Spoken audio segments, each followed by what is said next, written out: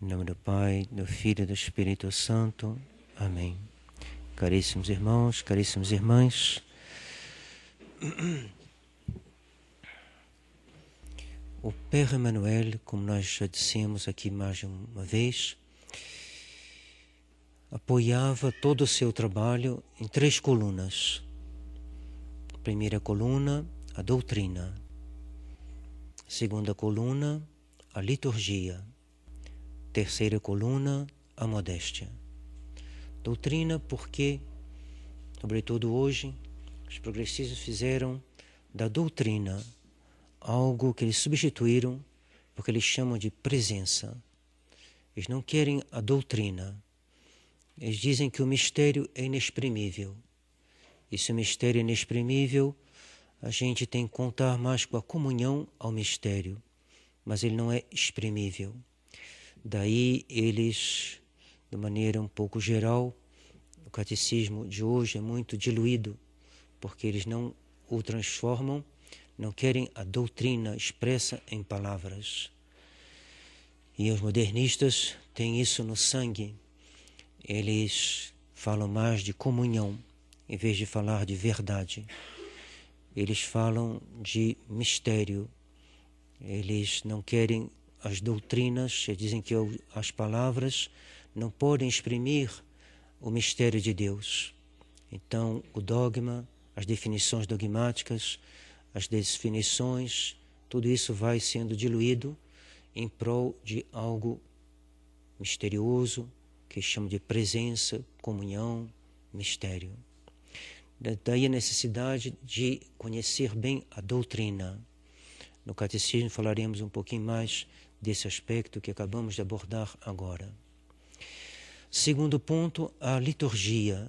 São Pio X dizia que a liturgia era a fonte primária e indispensável do verdadeiro espírito cristão. Liturgia é nela que a gente vai recolher esse espírito católico do qual São Paulo se queixa na epístola de hoje, dizendo: digo com lágrimas que alguns de vós se conduzem como inimigos da cruz de Cristo. E na liturgia, justamente, o seu ato principal não é outro senão essa cruz de Nosso Senhor, essa morte de Nosso Senhor, que é renovada no santo sacrifício da missa, e ali do altar que nós vamos receber como de uma fonte, da fonte primária e indispensável do verdadeiro espírito católico. O católico é um amigo da cruz. O católico é um herói. O católico, amigo da cruz, mesmo entre os católicos, é um homem raro. Porque o amigo da cruz é um homem raro. E esse homem raro, onde é que ele encontrou essa disposição? Ele a encontrou na liturgia, encontrou na união com o que se passa no altar. E o que se passa no altar é um sacrifício, é o sacrifício da cruz. Terceira gata borralheira das virtudes, que é a modéstia, ligada à temperança, a mais menorzinha das virtudes, a menos importante. No entanto, importante mesmo assim, porque nós não somos só anjos, nós não somos só espíritos, nós somos espírito e corpo. E esse corpo precisa estar temperado pela virtude, por uma virtude especial chamada temperança, a qual estão anexas uma multiplicidade de virtudes, entre elas essa pequenina modéstia, na qual o mundo moderno tropeça tão frequentemente e levando assim grande número de almas ao inferno, numa virtude que por o homem se torna importante devido ao perigo que consiste, não que seja o pecado maior de todos. O pecado maior de todos são os pecados contra as virtudes teologais. Mas, digamos, é um pecado difícil de sair. Quem alguém caiu na impureza, adquiriu hábitos de impureza, ele tem grande dificuldade em sair, devido à nossa natureza corpórea e, ao mesmo tempo, espiritual e corpórea. Vejamos agora, então, a liturgia, já que a missa de hoje, toda ela, a missa faz parte da liturgia, ponto central da liturgia, e no introito de hoje nós vemos essas palavras do profeta Jeremias, se não me engano, E o povo judeu havia sido levado para a Babilônia. O povo judeu, devido aos seus pecados, foi exilado numa terra longínqua. E lá foi ele, então, por causa dos seus pecados, exilado, levado em cativeiro. O rei foi cegado, furaram os olhos do rei. Que coisa mais significativa, um rei cego, como Édipo Rei, um rei cego. O rei é que deve conduzir o povo. Se ele está cego, como poderá conduzir? Então o rei foi cegado, e o povo foi levado para o cativeiro. E, no entanto, eis o que diz o introito. Assim diz o Senhor, meus pensamentos são de paz e não de aflição. Clamai por mim e eu vos ouvirei. Reconduzir-vos-ei de vosso cativeiro de todos os lugares. Deus então vem nos trazer pensamentos de paz. Pensamentos de paz. E nós podemos dizer que nos tempos de hoje é a mesma coisa. A igreja, devido aos pecados de seus filhos, ela passará por momentos difíceis, previstos na Escritura. E esses momentos difíceis, nós, devido aos pecados, nossos pecados, os inimigos da igreja vão despojá-la dos seus bens. É o que já aconteceu na França. Na França, o governo francês, no início do século passado, se apoderou de todos os bens da igreja para tentar forçar São Pio X a ceder num ponto. E São Pio X disse aos bispos e aos padres, não cedam uma unha aos inimigos da igreja. É melhor ir para a rua, ficar sem nada, do que ceder. Como no tempo de Santo Atanásio, que dizia, eles têm os templos, mas nós temos a fé. Então, esses tiranos despojarão a igreja dos seus bens. Eles abafarão a sua voz, diz o Père Emmanuel. Abafarão a sua voz. A voz da igreja, a voz da pregação, a voz da doutrina, a voz de São Pio X, a voz de Dom Lefebvre, a voz daqueles que ensinam, a voz da igreja, essa será abafada. Tentarão de impedir a oblação do sacrifício, do santo sacrifício, continua o Père Emmanuel. Isso não é outra coisa que senão que nós estamos vendo e veremos mais ainda. Nos países comunistas a missa está proibida. Alguns dizem nos campos de concentração, dizem dentro de uma cela, em condições difíceis e evidentemente não podem fazê-lo com frequência. E quando fazem é um milagre, verdadeiro milagre. Farão tudo para que a igreja não possa mais trabalhar na salvação das almas. Basta ver as novas leis que vão cada vez mais estrangulando as escolas católicas com imposições pesadas a respeito do tamanho das salas, do número de professores, dos diplomas que eles exigem de cada professor, que mostra como está difícil trabalhar na salvação das almas. E depois toda essa propaganda, toda essa pressão do mundo liberal sobre o mundo católico. Pressão terrível, que alguns se dão conta, outros menos, todo mundo se dá conta um pouco, mas uns com mais agudeza do que outros.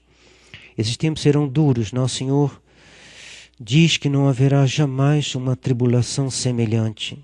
E é necessário reconhecer que esses tempos já começaram. Basta ver o que nós acabamos de escrever nas leis, a respeito das escolas, a respeito das famílias, ver como vão os governos, governo do nosso país, governo dos outros países, as músicas, as modas, as conversas na rua. Tudo isso nos indica que essa última hora não deve estar muito longe. Escutemos, pois, a voz de Deus, nesses momentos tão duros, que nos diz palavras de consolo, com as quais começa o introito da missa de hoje. Meus pensamentos são pensamentos de paz e não de aflição. Vós me invocareis, e eu vos atenderei, e eu vos trarei de volta de vosso cativeiro. O pecado é um cativeiro, é o pior dos cativeiros. E o pecado hoje é estimulado pela sociedade, pelas leis, pelos governos. E o católico deve ser alguém que vai contra essa maré que vai subindo, uma maré semelhante a Baía da Guanabara, que às vezes dá um exemplo não muito agradável a quem mora ali em volta da Baía, devido a tanto esgoto que se é jogado em cima da Baía da Guanabara. E antigamente, quando se atravessava de barca, sempre víamos golfinhos que acompanhavam as barcas de Rio Niterói, e agora já é um pouco mais difícil vê-los. Pois bem, assim está o mundo moderno, uma maré que vai subindo, uma maré de impureza, uma maré de incredulidade, uma maré de liberalismo, de ofensa a Deus. E qual é o que nós devemos fazer? Onde estão esses pensamentos de paz? São Paulo nos diz: muitos andam, como já vos disse muitas vezes, e agora vos digo com lágrimas, muitos se comportam como inimigos da cruz de Cristo. É a cruz de Cristo que trará essa paz, mesmo no meio das perseguições. Quereis a paz em vossos corações? Quereis a paz em vossos lares? Quereis a paz na nossa paróquia? Quereis paz nos mosteiros, nos conventos e nas escolas? Sejam amigos da cruz. O amigo da cruz, como dizíamos, é um herói. É um homem escolhido entre mil. É um anjo sobre a terra. O amigo da cruz é um outro Jesus Cristo, vivendo entre nós. É um homem todo divino, todo transformado. É um santo. E São Paulo nos diz, com tanto carinho, tanta afeição, que nos exorta a sermos amigos da cruz, a não repeli-la quando ela vem nos visitar. Ela vem nos visitar de diversas maneiras. Vem nos visitar, às vezes, na saúde. Vem nos visitar, às vezes, por uma incomodidade material, ou incomodidade espiritual, ou em todas as formas que a cruz pode se apresentar para uma pessoa, às vezes de maneira visível, às vezes de maneira invisível, às vezes de maneira conhecida de todos, às vezes de maneira desconhecida de todo mundo, às vezes com uma pena interior, às vezes com uma pena exterior. E Nosso Senhor nos envia essa cruz. E se nós formos amigos da cruz, nós teremos essa paz do que o qual Nosso Senhor fala: meus pensamentos são pensamentos de paz e não de aflição. É fugindo da cruz que o mundo cai na aflição de hoje, nessa tirania.